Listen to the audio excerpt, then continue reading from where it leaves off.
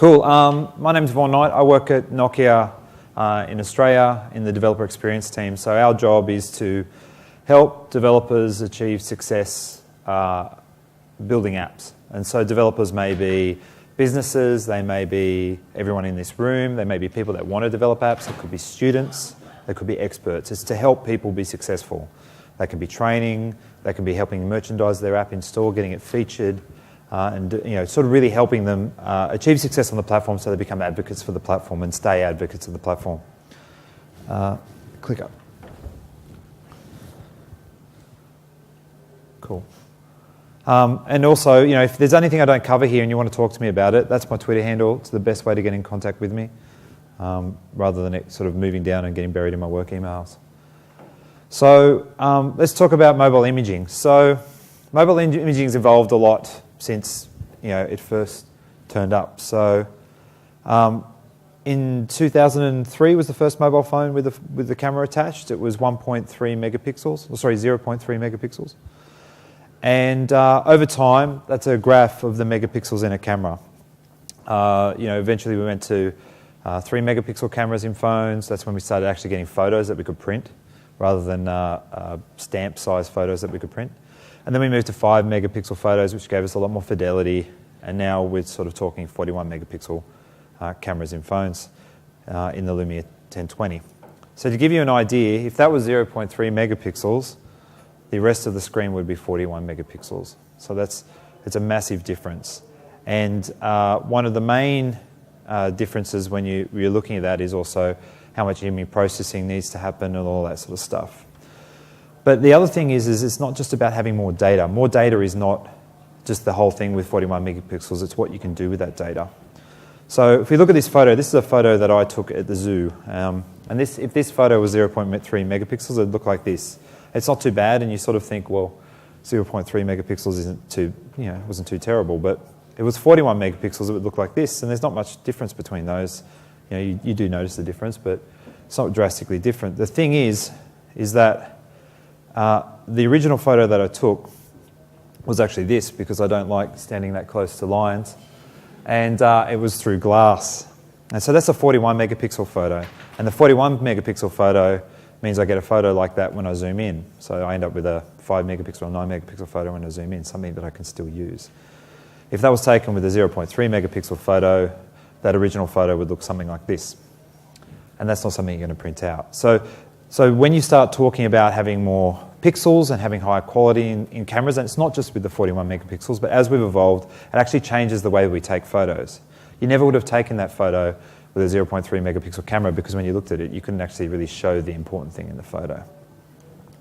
And so this evolution in how people take photos or what people do with photos has changed. In 1994, for example, you would have been taking photos with a film camera, and you wouldn't have seen those photos for a week.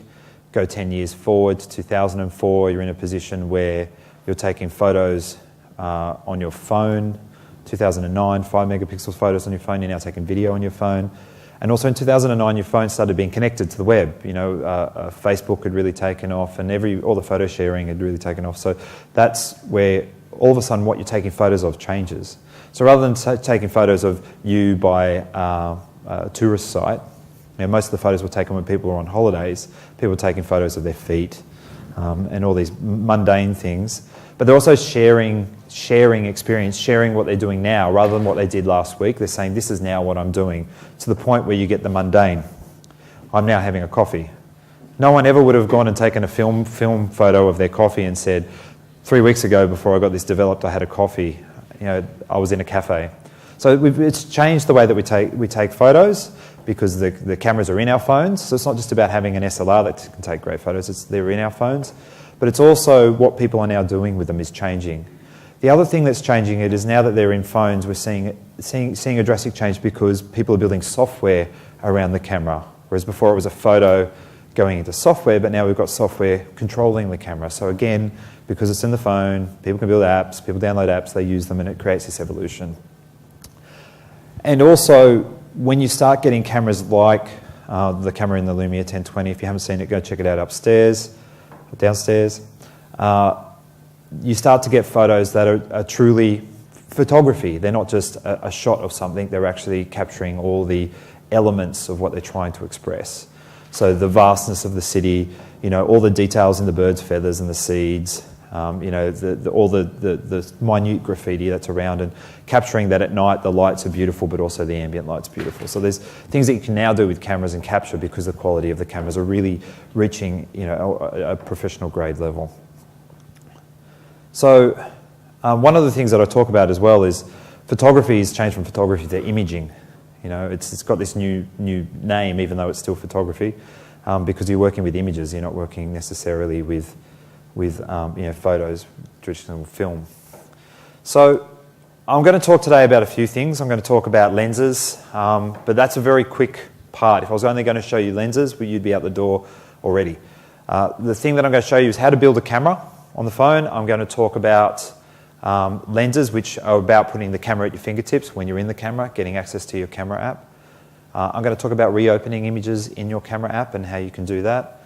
I'm going to touch on advanced cameras and how they work. I'm looking at an example that is freely available.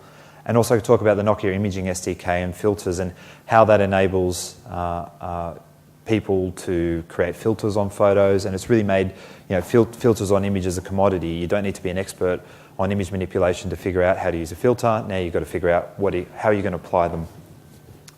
And I'm going to talk about some other apps that we've seen as well. So let's build a camera. So, yep, I'm up there. Great. So what I'm going to do here is I'm going to just create a new project. So I've got an old project in this solution, but I'll just create a new one. And we'll start from scratch so we can see how easy it is. And I'll just call it NZ camera. Done. And so it's a Windows Phone 8 project.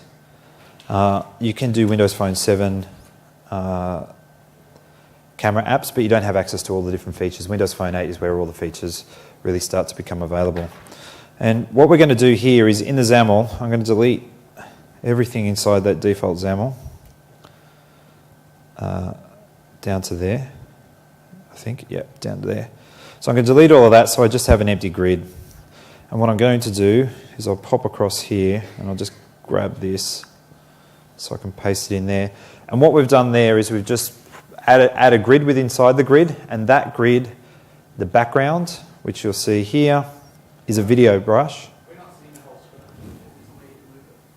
Ah, it's stretched. Hang on one second.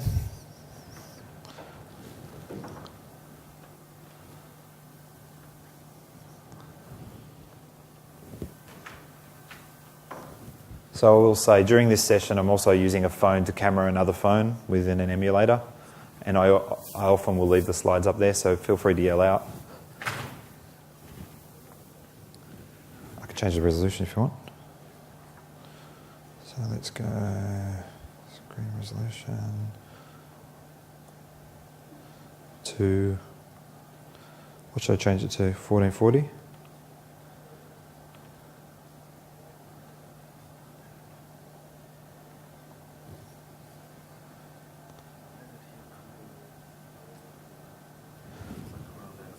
Oh no, that's not good. Hang on, do you want me to just change the resolution? I'll do it. That's still not there.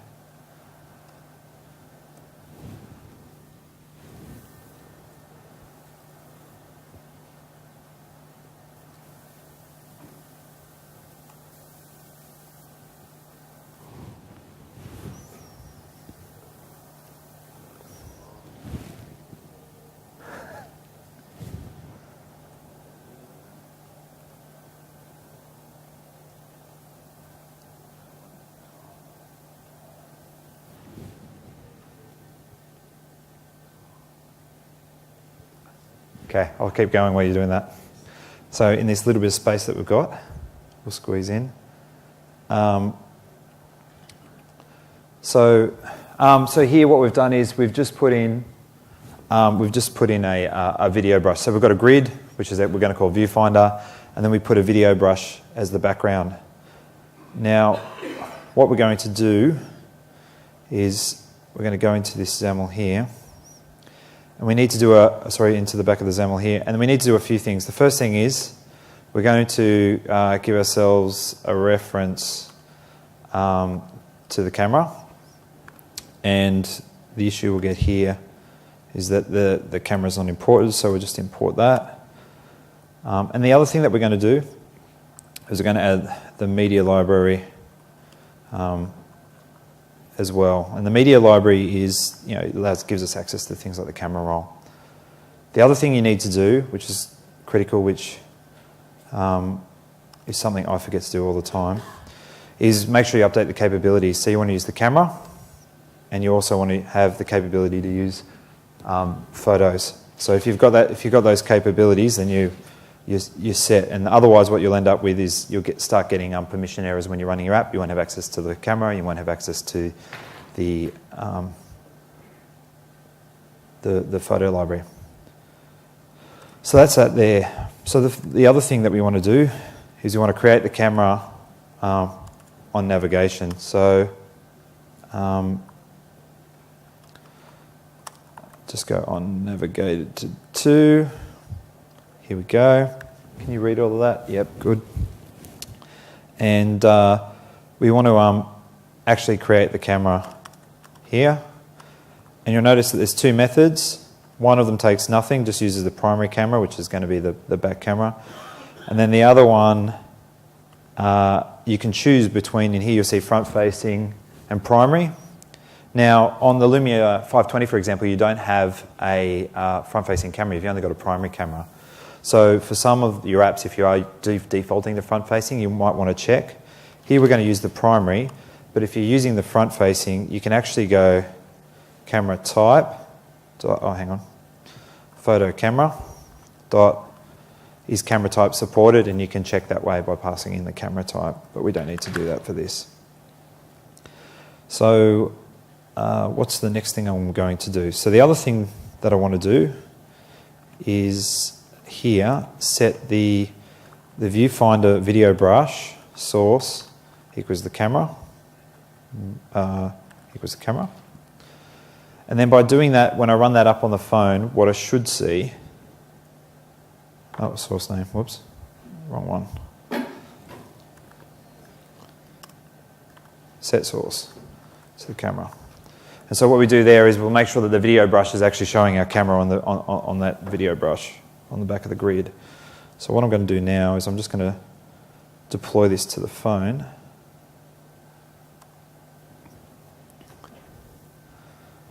And I'll let you, that runs. And show you what I can see with another phone. Okay. So here you can see we've loaded, and it's all a little bit distorted because it's not really making sense. It's a bit back to the front, stuff like that, but we have what the camera sees turning up as a brush. So now what we're going to do is add a bit of code to make sure that everything's nicely rotated and nicely oriented. And the issue is there's a few issues, but the first issue is what you need to do is update the XAML right at the top and make sure that you have landscape as your orientation. And the other thing you want to do, you can have a portrait camera if you want, but then you have to deal with it stretching and changing all the time. And the supported orientations will only support landscape. So now we won't get that stretched vertical and everything slightly rotated. Yep,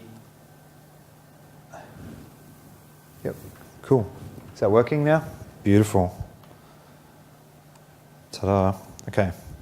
So, good. So what we're going to do now is we're going to add a bit of code. It's a bit of standard code that you can just reuse in all your apps. But it handles all the camera rotation. And all you need to do is pop it in your XAML. And what this code is doing, I'll just sort of talk through it. What this code is doing is checking which way the phone is rotated. So even though we only changed the landscape, what happens is when you turn the phone upside down, the XAML wants to rotate for the phone. which means that you end up with, when you take your photos upside down, they actually look upside down on the phone because it tries to flip them up the right way. So what you need to do is make sure that the XAML is always showing everything always as per what the camera sees.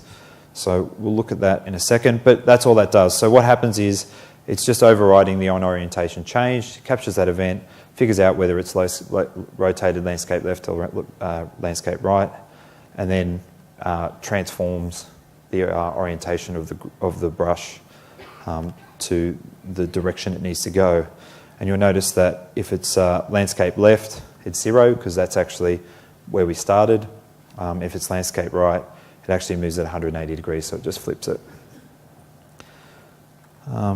So what I'll do now is I'll run that up on the device, which I need to unlock. Click back here, boot that up. And now you'll see, so now you should be able to see that as I move around, everything's looking good. And if I turn the device around, everything's looking good. And when I turn it upside down, it still looks good.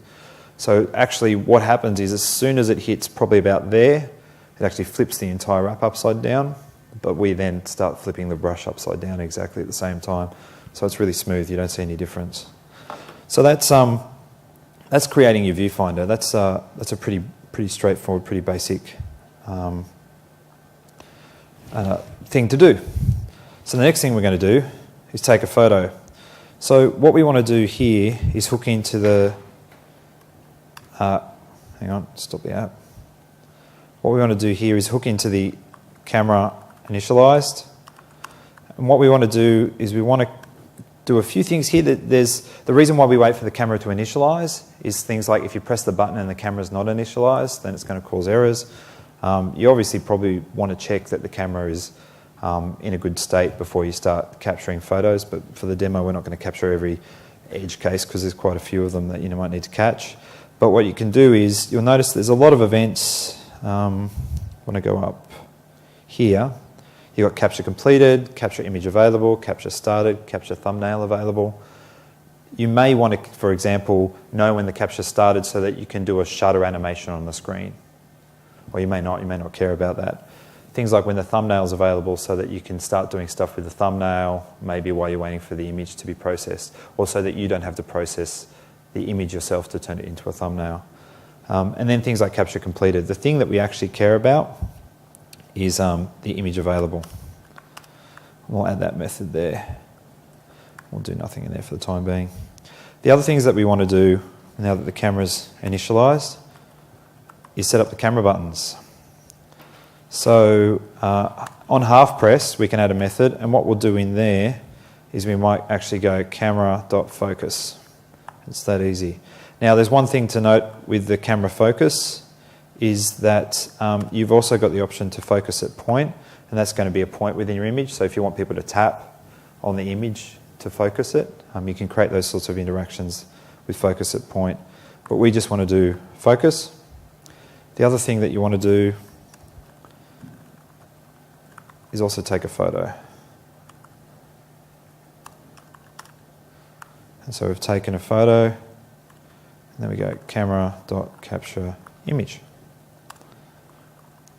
So now we've written all the code to show a viewfinder. We can focus on a half press. The camera takes care of that for us. And then the other thing that we want to do is capture an image. So hopefully, with my multi-camera setup, if I get it all working, cool. So what we can do here, now that I've closed the app, just restart it. So now I've got the app open, so we can see what we're looking at here. And then if I press my finger on the right phone, we can capture this man walking through the back. And you notice the flash went off, and the reason the flash went off is because it's taking a photo, and I haven't told it not to use the flash. But if I try and focus, I'll try and focus this camera and do a half press. That was a full press. Is that doing the focus? That's doing a full press. I think that's doing a half press. Oh no, that's crashed my app. Just go back. And that's because the camera wasn't ready. But as you can see, we've gone through, we've captured an image, but the big problem is, if we go and look at the phone, it's not going to be in the camera roll. So it's not going to be in the camera roll if we go and look at it, because you actually haven't saved the image to disk. So one of the things that we can do is we can actually save the image to disk. So we have the library, and when the capture image available occurs, what we want to do is save it to the camera roll. So code for that's pretty short. Get rid of that. Don't need that. And you can give it a file name.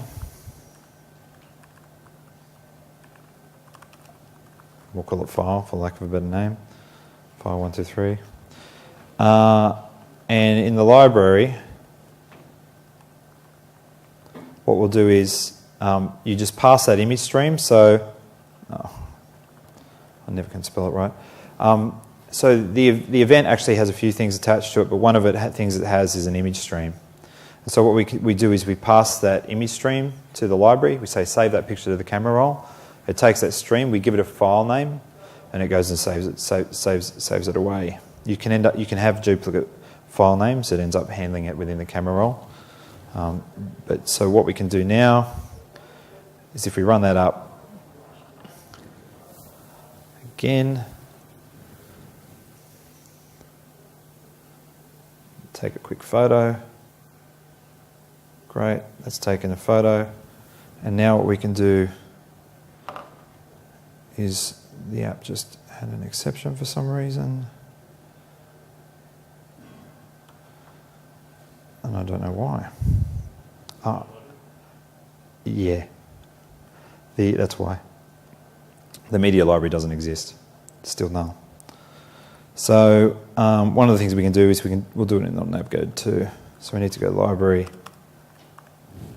equals new media library. And that's what you need to do there. And now when we run it up, it should play nice.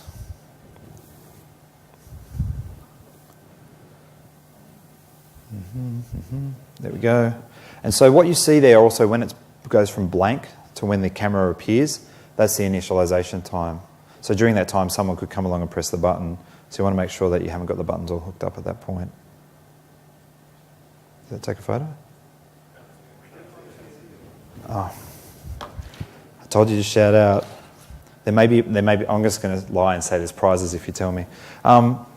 So here we take a photo. That should be taking a photo,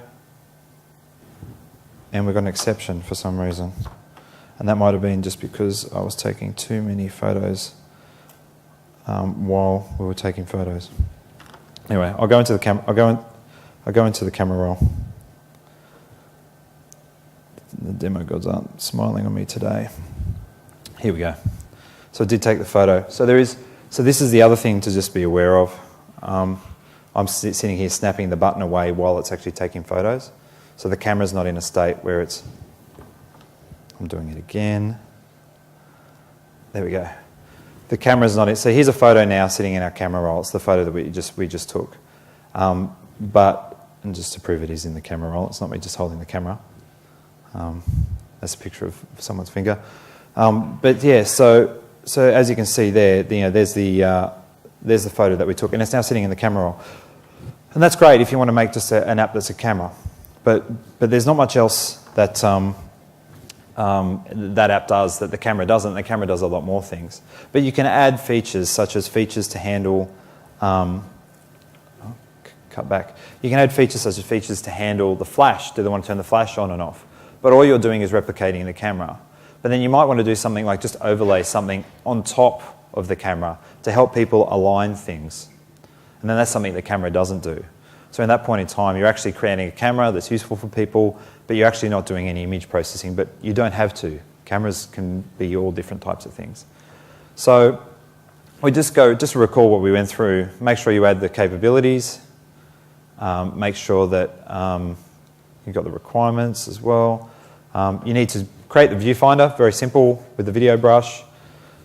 There's a lot of events that you can listen to. One of the things is that when capture started actually happens, during capture started, you can disable the buttons, and then when capture is completed, enable the buttons, which is, you wouldn't end up with the exception like I just had. Set the viewfinder brush to the camera. Obviously the buttons, super easy. The way that I learnt this is I just went, I wonder if there's a camera buttons class. Oh, there is. Oh, problem, done. Focus, capture. So, and this is the other thing. If you're focusing while it's trying to focus, that's why you get the other exception that we had. So you can do, on focus start and focus complete.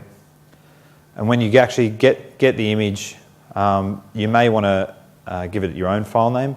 The other reason why you might create your own file name is if you store it to the isolated storage. And the reason you will store it to the isolated storage is that you might save the unedited image, but then you might do some filtering, some editing, and save that to the camera roll. And then when users come back and they want to use it later, they can. So let's talk about lenses. Now, lenses is, gives you the ability to, from the camera, launch your app. So there are many ways to launch apps on Windows Phone, but being able to just tap that bottom right, and there's my lenses. There's the lenses. Ah, damn it. Too many screens. So from the camera, I can tap there, and there's my lenses. So that's the options. And then I can tap one of them. I can go from the pro camera back into the non-camera. I can go to the smart camera, do a cinematograph, hit on cinematograph, and the cinematograph app loads, and it loads within the viewfinder. So you can imagine for some applications they might not load into the viewfinder when you load the app, but from the camera you definitely want them to load directly into the viewfinder. So let's look at how to build a lens. Got everything right up there. So it's pretty straightforward. So what you need to do is you need to go into your manifest and you need to view the code. And the reason you need to view the code is because the UI in the SDK doesn't allow you to update this, but you do it here. And after tokens, you do extensions. And within here, I'm going to paste something that you will never remember and never need to remember. You just need to know that it needs to be done, and you can look it up online. And you need to put this GUID in there. And so what this does is it says that your application is a camera capture app. You want it to be a lens. And then from there, once you've done that, that's it. It's that simple. So I'll install that app onto the phone first, which it is. Good. Stop that. Go here.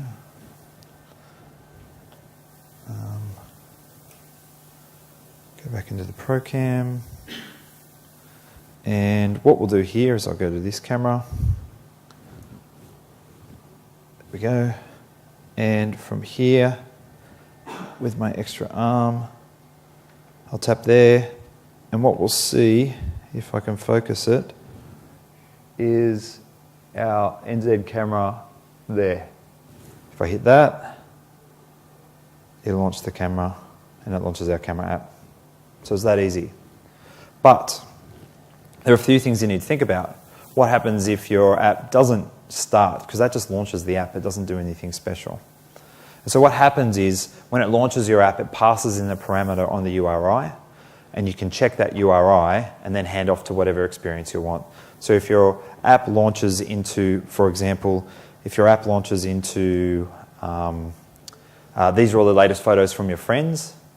Think of Facebook, right? Facebook doesn't launch into the camera, but you'd like to be able to take photos within Facebook. So you could have a Facebook lens, launch that lens, take a photo, and then post it to Facebook. But when you launch the Facebook app, you want to go to your friends overview. So that's how easy lenses are, and that's why I said if we just did a thing just on how to create a lens, it would be very, very quick. So let's talk about a few other things. How are we for time? Going good. So the reason why lenses were needed on Windows Phone, it's very natural to have all these different ways to launch your applications. You can launch through NFC, QR codes, apps can launch other apps, you can share files to an app, you can edit files in an app. You can launch apps through file extensions. You've got your live tiles, you've got your secondary tiles, you've got your app launch list. No matter where you are on the phone, you have access to the things you need. I'm looking at a person, I want to call them, I want to text them, I want to email them, I want to talk to them on Facebook. You know, these things were, the actions were where you were. And that's why lenses were needed, because I want to take a photo with this specific lens, but I don't want to have to exit the camera and then go and open the camera. And so the experience is simply be in the camera, launch the lenses, pick the lens, save the photo. It's really simple. It creates a sort of seamless from the camera experience. So we've gone through that. So building a lens, obviously you need to update your manifest. Very straightforward. Search for camera lens on MSDN. It's got this tag there. That's what I do every time I need to use it, or I have the snippets which I use. Then if you do need to map the URI, you can use a URI mapper. We're going to look at one of those later, so I'm not going to go into too much detail. But if the URI contains viewfinder launch as a parameter, you then hand off to whatever page you want. Here, they actually hand off back to the default page. You need to register that in the app. We'll talk about that later anyway. So you need to decide what lens you are. If you want to build a lens, what type of camera app you are. Are you a pre-photo assistance lens? So horizontal alignment, camera settings, filter previews, or maybe even doing panoramas where you have those overlays. Maybe you're post-photo processing, so you're doing filters after they've taken the photo. You might be doing some image analysis or just sharing of photos. And so the reason why these are important is because depending on what you want to do depends on how you want to use the lens and how deep you want to go. Do you want to work with photo streams from the camera, which we're going to look at the end, or do you want to just take a photo that maybe is just in the picture library? And in that case, you don't need to be a camera as well. So the next thing is rich media edit. So when you're taking photos with the camera, ProCam's a really good example. You take a photo and it gets, do you want to reopen this photo in an application? So you want your users to be able to reopen your photo in your application. As I said before, if you're doing filtering on the image, you may want to keep the original image but save the filtered image to the camera roll.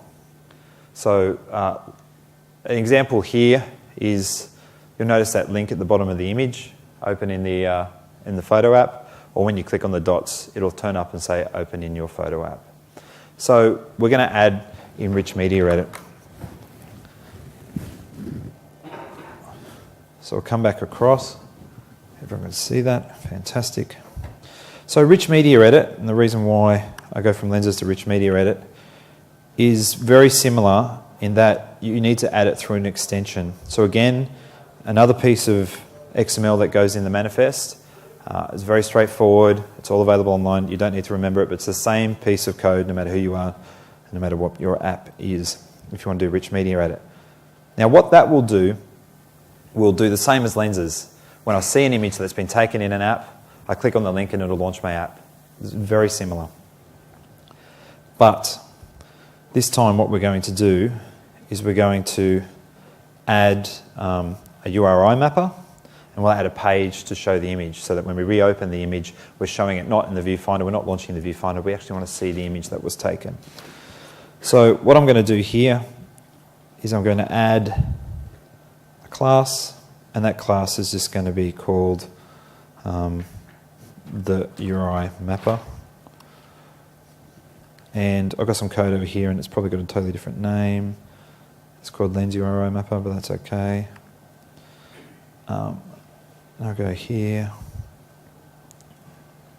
And so here what the URI mapper is doing, if I go import that, what it's doing is it's looking for a URI, and I'll show you the URIs in a second, but it's using a URI that has this text on the end of it, and it's also got a token, which is a token relative to the file that you're allowed to open. It's passing you that token to allow you to open it.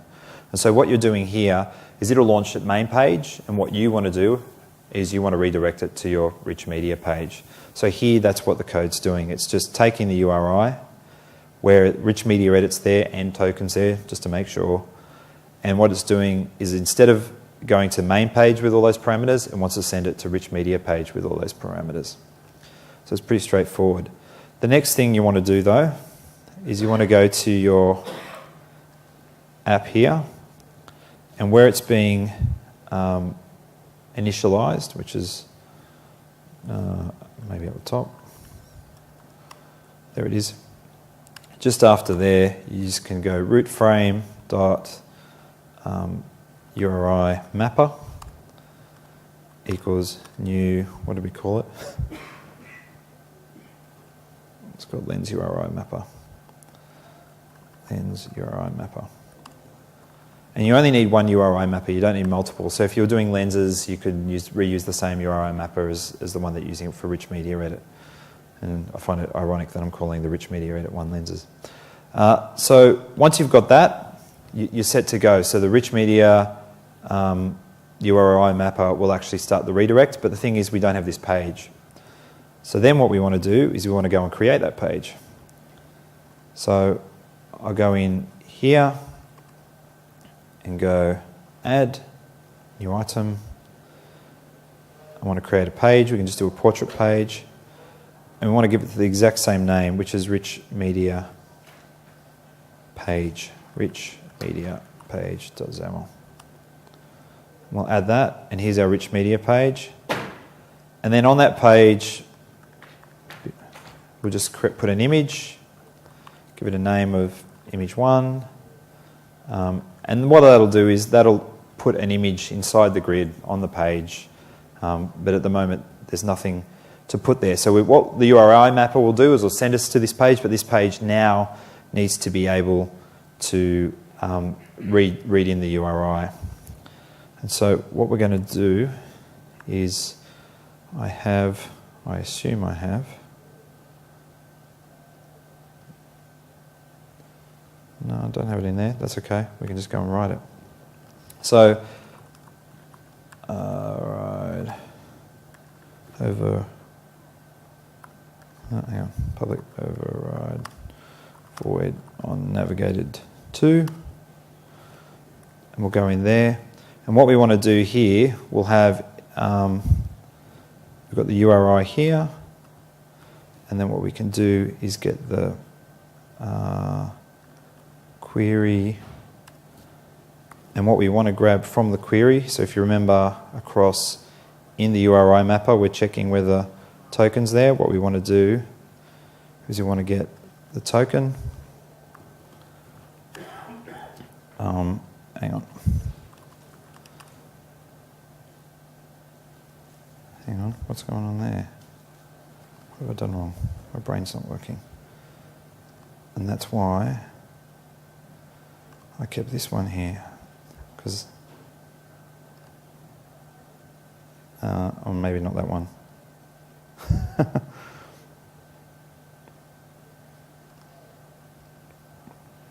Anyone on the floor that's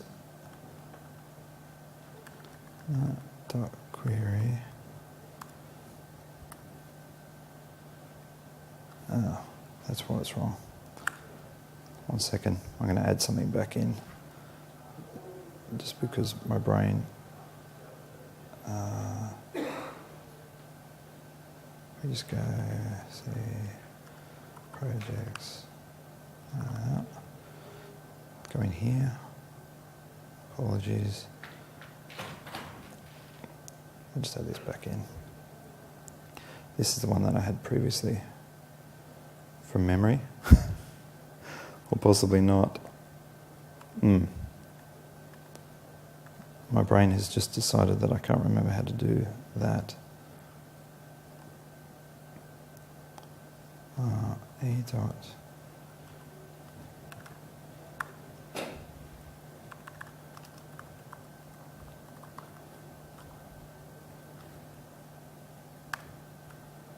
No. E dot URI dot.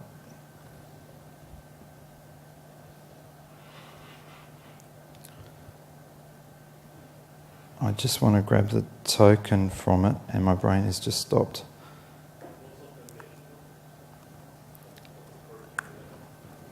That just gives me a plain string. I want to just grab the token out of the string, and I've been doing it all day, all week. Hang on 1 second. It's going to be in one of these apps that I was mucking around with.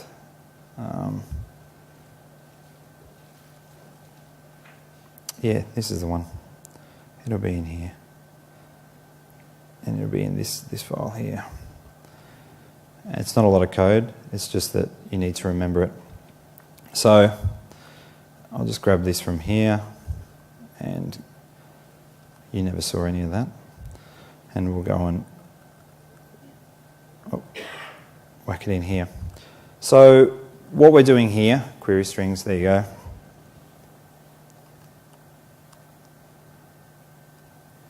And then I'll grab, there we go. So what you need to do is grab that token. So in Windows Phone 8, we introduced the ability to launch files and share files.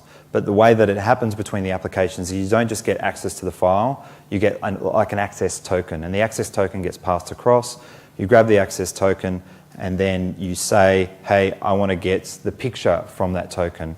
And what happens with those files is those files actually end up getting put in a temporary place, and that token then gets that file. So the original file, if it was to get updated between when it was sent and retrieved, you wouldn't get that original file. You get this copy of that file. Now what's important is those files don't stay there forever. So sometimes, for example, some applications might send a file across, but for whatever reason things pause, or if you're debugging your application and you're waiting and you're waiting and waiting for ages, and then you go to the other side because you resume your application, you'll find that the file's just disappeared. So what I was trying to do is just get the token out of the query string, which was exactly what I needed to do when you were talking about it. But then all you do is, once you get that token, all you need to do is say library. So we're talking about the media library. Library get picture from token. So we're just saying, give me the picture from the token and I'll have access to a picture. Then what you need to do, if you've got that image from the library, you need to get it as an image, as a bitmap image, and then you can actually put it on screen. So you'll notice here that we go and grab it out of the library, and then the next thing we do is we go and get the bitmap image. So we've got the image that's a file system image, but we want to make it a bitmap image that we can use on the screen, and then we set it as the source of that image that we put in the XAML before. Now, all things going to plan, I'm just going to deploy that. Yep. You're saying get picture from token. Does that imply you can get other things other than picture? Yeah, you can. So you can do file sharing between applications. So I can share a file with something that's registered to consume that file, and therefore you can share other things as well. But that's different to the imaging, which the media library gives you a method to go and get a picture, and it gives you back a picture. Yep. No. So you're actually just getting the picture from the library, which is, I think it's to clarify for people that it's not to get any sort of file. It's a picture that the media library knows as a picture. That would turn up in the camera roll, for example. Okay, so what we're going to do here, we can do some camera inception while I'm doing that. No, I'm trying to go to the camera roll. And when I go to the camera roll and I open that image, you'll now see down the bottom, it says captured by NZ camera. Now the thing is, we never were registered to do that before. But what it does is it actually remembers and knows that if you add that functionality to your app, it then starts turning up, which is fantastic because people might release their app and go, oh, I want to drive people back into my application. Because what this does is drives people to use your applications more. Then when I click on it, voila. So that's now opened on that page that we had with the image in the middle. It's not in the viewfinder, which it was doing before. It's opened on that page. And from there, you can do whatever you want. Right now, it just opens on the page, and you can see the photo in a worse experience than the page before, which, about the same. But you may add a heap of functionality, and I wonder if... No, it's only a portrait page, so it won't rotate. But you can then start doing things like, okay, here's the original image, and then you can start changing the filters and start adding all the different capabilities that you want to add.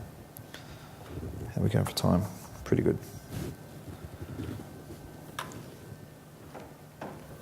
So just to recap a lot of that, you want to add the extension. As I said, look it up. It's everywhere. It's on the MSDN.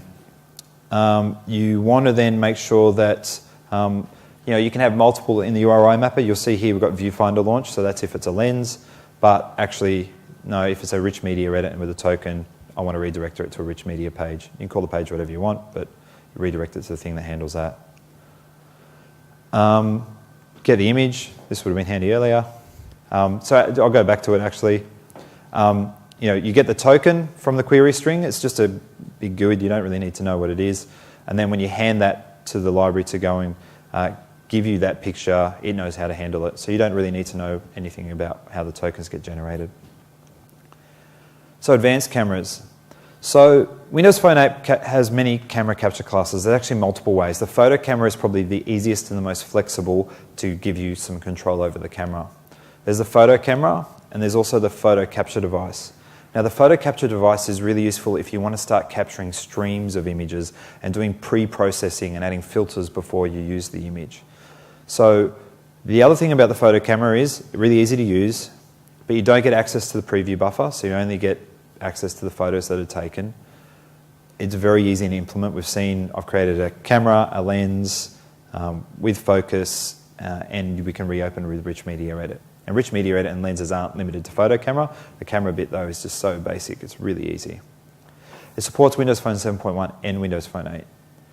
But if you want to use the camera capture device, it's really for advanced camera applications. You do get access to the preview buffer, so you can do filter previews before the photo is taken. It's harder to implement. You are working with streams, and I'm going to walk you through one of the examples, and you'll sort of understand that it's probably not the best thing to demo in an hour. But it only supports Windows Phone 8. Because of the advanced capabilities, it only supports Windows Phone 8. And this is how you create, the things that you get access to is when you create the device, you've actually got access to things like you can choose where the sensor location is, but you can also choose the resolution. So you can query the device and say, what resolutions do you support to capture photos in? Well, I want to take photos in that resolution. What resolutions do you send the preview buffer through in? I want the preview buffer to come in a lower resolution. So you can do some pretty impressive stuff, and you've got a lot of control, and you can actually change it within your application. People could choose to take photos at higher or lower resolution. They could choose to have previews at higher or lower resolution. So I'm going to talk about the Nokia Images SDK because the demo I'm going to go through has got both in there. Now, the Nokia Images SDK came out a few months ago from Nokia. It's got the ability to do advanced filters. It's got the ability to do some image manipulation that otherwise you probably wouldn't be able to do. You can go and write it yourself, but it will take a lot of time. The reason being is when you have 41 megapixel photos and you've got 41 megapixels and you multiply that by 4 bytes per pixel, you end up with about 160 megabyte image in memory. Because that's not a compressed image. When it's in memory, you've got the full size of the image. And so you don't want to be throwing around 160 megs of image. What you want to be doing is just accessing the bits of the image that are important to you. So what I'll do is I'll cut back and go across to this project. So this project's comes from the real-time filter demo. It's available on developer.nokia.com as well as the Nokia Imaging SDK, which is also available there. It's all free, but I'm going to step through how the camera works, how the demo works. So when I'll run this, actually, I'll deploy it first to show it.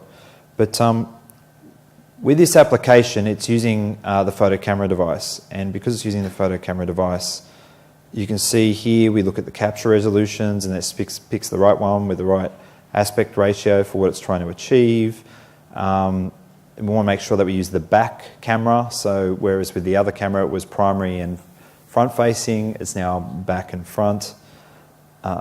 Then you can do things like you can encode the image with the orientation, so that you know that the image is getting encoded the right way. So one of the things I didn't demo there, with that demo, if I take a photo upside down, that photo ends up being an upside down photo, as you would expect with a normal camera.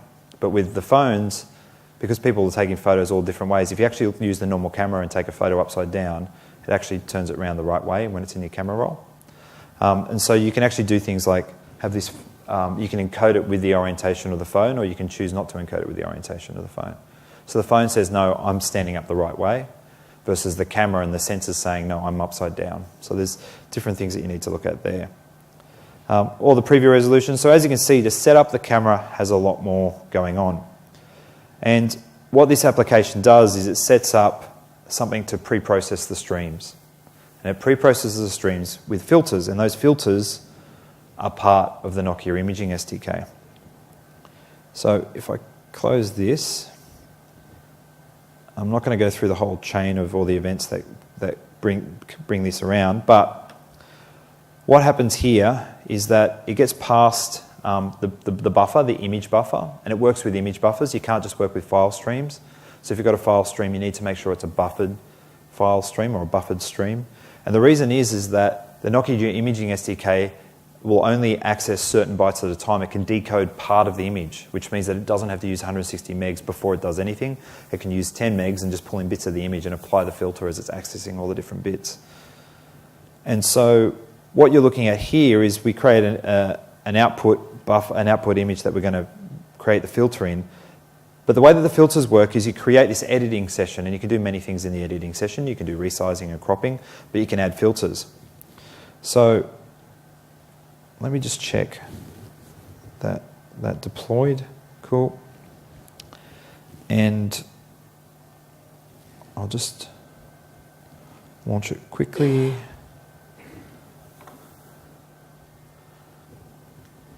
Open that.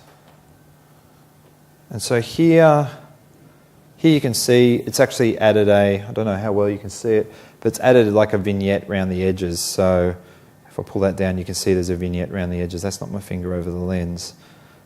If we click here, it's doing like a cartoony lens. If I click here, it's now doing another vignette. Click again. So you've got a black and white lens. Click again, you've got some other sort of weird lens, grayscale, edge detection. So as you can see, it's going through those lenses. And so one of the things to think about is, well, how hard is it to do these? But the thing you can do with them is you can combine them. So here it's just going, all those lenses were different cases in this switch statement. So one of the things you can do is you can go add filter, filter factory dot create grayscale filter, done. And so one of those LOMOs will now be grayscale. It's just going to apply it.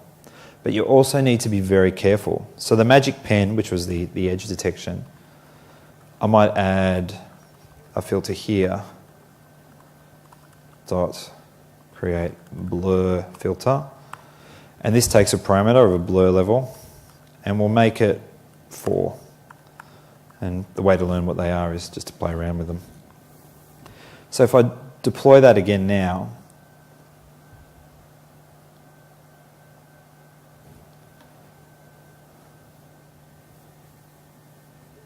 cool. And I'll just run it up.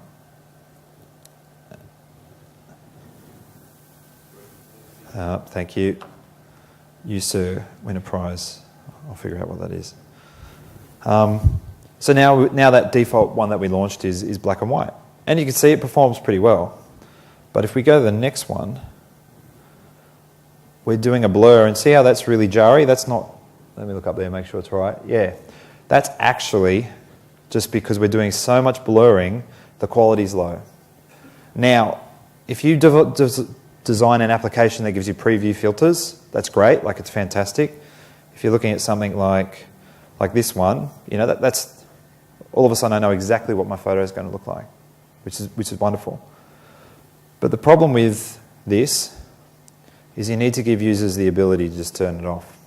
And the reason being is because when I see something, and probably people won't take photos of their kids that are completely blurred out, but if someone wants to go around and take a photo of their kids shooting a goal or playing a game or having a bit of fun, the moment's gone before they can take the photo. They don't know what it looks like because it's not there anymore. If their kids are running around, they see the photo from five seconds ago. So what you want to make sure you do is have filters that just make sense in preview. Because a lot of people and a lot of apps that have come out and people are starting to do these amazing filter stuff and they're like, oh, now we've got enough power to preview. but really, this isn't a good user experience. But somebody might want it because they might want to take a still shot of 3 monitors on a desk in front of a group of people. That might be what they want to do. Now, that's available on developer.nokia.com. Not only that, there are other demos there, but I'm going to talk through just a few other things to think about. So, further considerations. There's an app that's just been released, and this stuff's, because the SDK was released not that long ago, this stuff's moving really quickly. It's called the Valivi Filter Maker. It's an app for Windows Phone. It's available on the store. You download it. You play around with filters until you find a filter that you like, and then it will email you the code to go and make that filter. So all those combinations that I was going through there, you don't want to go through code and then see it on the screen and tweak and then see it. It's too long between. What you want to do is play around with all the different settings and go, yeah, I really like that filter. It works well in real time. Yep, I want to make that in my app. And then you can actually, it'll email you the code. It just launches the email client, sends you the code in the email. So it's a really good app. You can play around with it. Got to remember, check camera support, check flash support. 520 doesn't have flash. Doesn't have front-facing camera. It's an amazing phone, but it's a very affordable phone, and that's because it doesn't have front-facing camera or flash. The other thing is if you just want images, don't be afraid to use the camera capture task. Now, the camera capture task, if you just take a photo, it saves it to your camera roll, and so the camera capture task is a way of saying, I want to add a photo, and that will launch the camera, and you don't have to worry about anything to do with taking an actual photo. You can just work with the image. So you could go and build, a filter app with lots of filters that go on images that doesn't even have a camera implemented. And that's going to be your key offering in your app. So maybe that's what you go and do first. Use the camera capture task, and then when you think I want to create a preview and a real-time experience, go and start using the photo camera, and then evolve it into the photo capture device. Don't need to worry about too much about that. Other sessions. One of the sessions I saw in Australia was Lewis's session on devices. If you haven't seen it, it's really good. He's got a robotic arm and he dances. It's awesome. I'm just committing to that, Lewis. But it's a really good session. He's got all these different bits and pieces. He's actually got more robots than he has time to show. The other session I'm doing on Friday, I'm doing a game development one. For those that are new, I also write games. I'm talking about that on Friday, so that should be a bit of fun. I'm going to talk about how to get your code in Unity all the way down to the core of Azure. Cool. So thank you very much, anyone. Is there any questions? Just wondering what sort of limits there are with that streaming, like that use for augmented reality type stuff? Yep. You can use it for augmented reality. You can overlay those grids that I've got the video brush on. You can overlay anything on top of that. So if you've got data and compass data and GPS data, you can start moving anything around on top. Not only, and that's the thing where you use the compass and the accelerometer. You can do the level, and you can sort of hold it up so you make sure your horizon's flat, which is actually really useful for doing panoramas. So you don't get that curved panorama, you get that flat panorama. But you can do whatever you want over the top of the grid. It's just that the background of your application is now a viewfinder, so you can do whatever you want. Any other questions? Oh, I'll talk about that later. I've never had that question when I've been on stage, but that's okay. I'm going to hide them. But yeah, the question was, for the record, where did I get my shoes from? And I bought them online. Okay. So thanks very much, guys. I'll be around. Feel free to ping me or Vornite on Twitter. Thank you.